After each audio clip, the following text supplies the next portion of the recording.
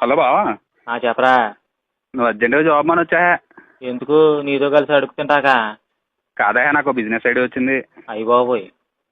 పెట్టుబడి ఏముండదురా, రోజుకి లాభం 15,000 వస్తావు. తొక్కులు తొక్కు నువ్వు వచ్చావు అనుకో, ఇక్కడ సంపాదించడం ప్యాకెట్లో తీసుకెళ్తాను, డబల్ చేయడమే. అయ్య బాబోయ్, నువ్వు సూపర్ రా. నాకు తెలిసే నువ్వు మనిషి మంచోడు, గుణమే గుడిసేటిది. అర్జెంటుగా జాబ్ మనేసి వచ్చేస్తాను, తెగ సంపాదించేద్దాం. అప్పుడు మన 2 ఫ్యామిలీలు కలిసి పచ్చని చిలుకలు తోడుంటే పాడే కోయిల వింటుంటే అని సాంగ్ వేసుకుందాం. అరే మర్చిపోయాను, ఏం బిజినెస్ కదా? అదే బావా, మన చిన్నప్పుడు తొండల్ని సంపి కప్పెడితే డబ్బులు వస్తాయని వాళ్ళు కదా.